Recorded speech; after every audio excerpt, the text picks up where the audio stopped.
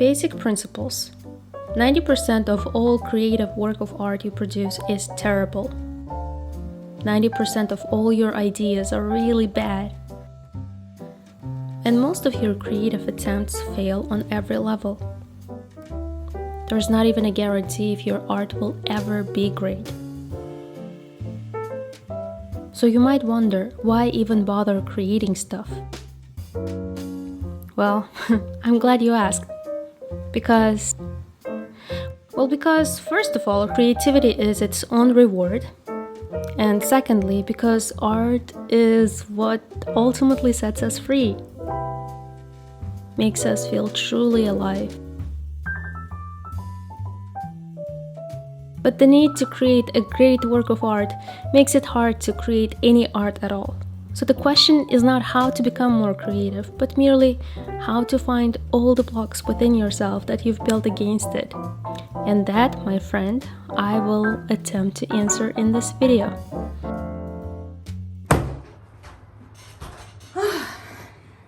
Morning pages and artist dates. Well, that's the short answer.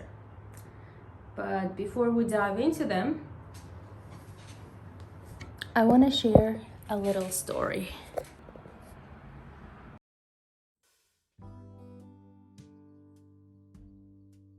This is Sasha. She believes in energy, karma, and all that jazz. She is passionate about filmmaking, especially screenwriting. I'm sure she knows more about film and filmmaking than a lot of filmmakers. Every time I see her, I'm fascinated by how a person can be so well-rounded, so creative, and so knowledgeable in their craft. And I see myself in her. Because just like me, she was a blocked artist for a long time. The best way to describe a blocked artist is someone who wants to create but can't for an obvious or maybe not so obvious reason of not taking themselves or their art seriously. Sometimes someone else is right, maybe you're wrong, and that's totally okay. It's like you want to tell stories, express yourself creatively, share your thoughts about the world as you see it, but something holds you back. You don't allow yourself to be a beginner, to put yourself out there, to make mistakes, to try new things, to fail, to create, to live a more creative life. What am I doing trying to explain this to you? If you've been there, you know exactly what I'm talking about. If you haven't, well, then there is no explanation that can help you grasp the scope of this feeling. Long story short, my unexpressed, unverbalized creative art became so unbearable that I got sick of it in every sense of the word. I was willing to try anything to get myself out of this creative rut. And just like how a teacher appears when a student is ready, a book kept appearing out of nowhere. It was recommended by my artist friends as having a big influence on their creativity. Mentioned in a book I was reading, a podcast I was listening to, and even appeared on my YouTube recommendations. I took it as a sign and bought the book with a promising title. The Artist's Way, a course in discovering and recovering your creative self, a spiritual path to higher creativity. I was ecstatic because everything I was reading resonated with me. It was as if the author had access to my psyche and knew exactly what I was thinking and feeling.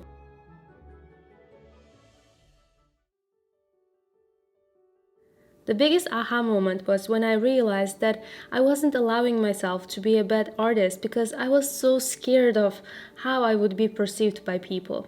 So the very act of attempting to make art created shame for me. As Julia Cameron puts it, many blocked artists are actually very powerful and creative personalities who have been made to feel guilty about their own strength and gifts. And to me, it made perfect sense. As artists, we must learn to create our safe environments. We must learn to protect our artist within from shame. And that's where two important tools in creative recovery come in: morning pages and artist dates. Simply put, morning pages are 3 pages of longhand writing, strictly stream of consciousness, done first thing in the morning. An artist date is a block of time, perhaps 2 hours a week, that you spend on nurturing your creativity, your inner artist. It can be a small trip to a place you've never been to, wholesome walk, engaging in activities that are fun and creative yet don't seem to have any immediate value, reward, or result.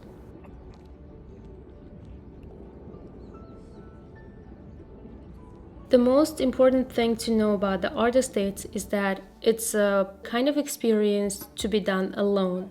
You cannot take your friend or spouse or loved one to an artist date. It's a chunk of time that you dedicate only to yourself and the artist within. I did morning pages not skipping a day.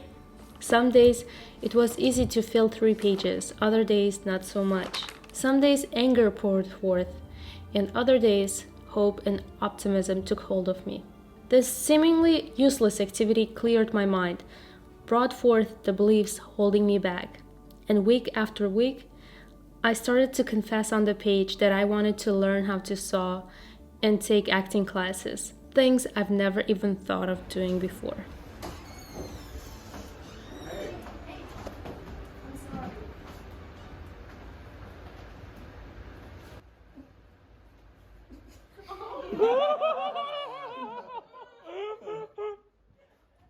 As for my artist dates, I mostly did 3 activities. I went on long morning walks, which I found to be soul nourishing and inspiring. I went to different restaurants I've never been to, exploring different tastes and paying attention to the interior, wondering why they did what they did and how they did it. Honestly, I've never valued food beyond its role in my bodily mechanism, but taking my time on my artist dates with myself made me pay attention to the intricacies of food as an art form. That art was no longer restricted to museums. It also allowed me to get out of my head.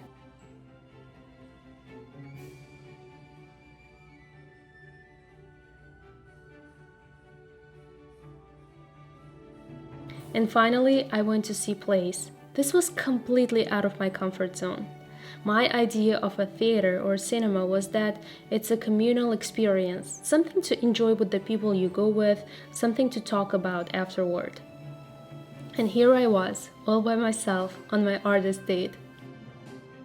This was the first time in years that I truly enjoyed the play because I no longer had to worry what my friend sitting next to me was thinking, whether she was liking the play or if there was any way to make her more comfortable. Even during intermission, I spent my time noticing what was happening around me, people watching, soaking up the experience, and let me tell you, it was mind-blowing.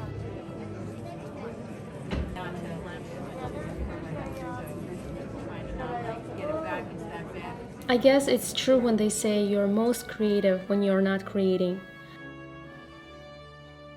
With morning pages, I learned how to express myself freely.